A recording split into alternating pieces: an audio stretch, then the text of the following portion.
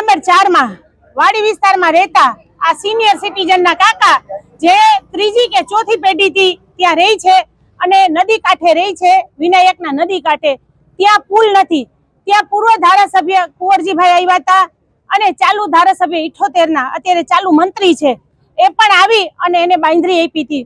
હું બેને અભિનંદન આપું છું કે આશ્વાસન આપ્યું હતું અને એ આશ્વાસન ઉપર એ લોકો ઉભા રહે એવી અમે અપેક્ષા રાખીએ છીએ કે વાડી વિસ્તાર વાળા લોકોને પુલ એક બેઠો પુલ બનાવી દો, જેથી કરીને એ લોકોને આવા જવામાં તકલીફ પડે છે. રોડ રસ્તા નથી, બાળકો સ્કૂલે કેવી રીતે જાય, બીમાર પડે તો કેવી રીતે જાય, રોજ નોકરીએ જવામાં તકલીફ પડે છે. એવી જ રીતે તમે જ્યારે કોઈ પણ વિસ્તાર ભેળવો છો, નગરસીમ વિસ્તાર, તો એવો હાથણી ગામ છે અમારું. હાથણી ગામમાં કોઈ પણ જાતની પ્રાથમિક સુવિધા નથી. ત્યાં રોડ નથી, રસ્તો નથી, લાઇટ નથી અને પાણી નથી. પણ અમે 4 મેયર, 4 કમિશનર અને 4 ચેરમેન ને અત્યારે ચોથા ચેરમેન છે. 4 એટલે બોલી છે કે 10 વર્ષની અંદર અમે લેખિત મૌખિત રજૂઆત કરી છે, પણ એક પણ અધિકારી ત્યાં જઈ અને અમને કોઈ પણ પ્રાથમિક સુવિધા નથી આપી. તો તમે આવા નગરસીમ વિસ્તારને જ્યારે કોર્પોરેશનમાં લ્યો છો તો આ લોકોને પ્રાથમિક સુવિધા આપો. તમે ગુજરાત મોડેલની વાત કરો છો અને પ્રાથમિક સુવિધા નથી દેતા.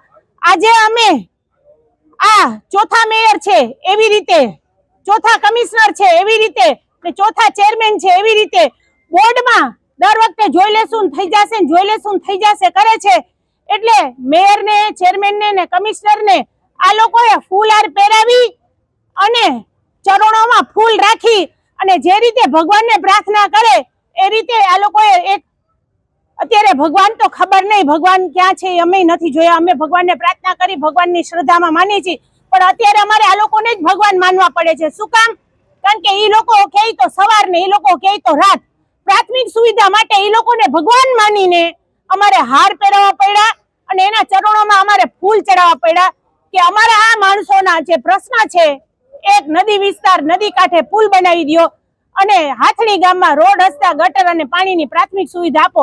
આટલી જ અમારી માંગ છે અને અમે આશા રાખી છીએ કે અમે બોર્ડની બારે બેઠા છીએ. આજે છેલ્લો બોર્ડ છે 2025 નો, પછી આવનારા દિવસોમાં ચૂંટણી પછી જે થાય ત્યારની વાત ત્યારે, પણ આજે છેલ્લા બોર્ડમાં અમે જ્યારે મેયર શ્રી પહેલો બોર્ડ હતો ત્યારે પણ રજૂઆત આ હાથણી ગામ વાળા આવ્યા હતા અને વાડી વિસ્તાર વાળા આવ્યા હતા.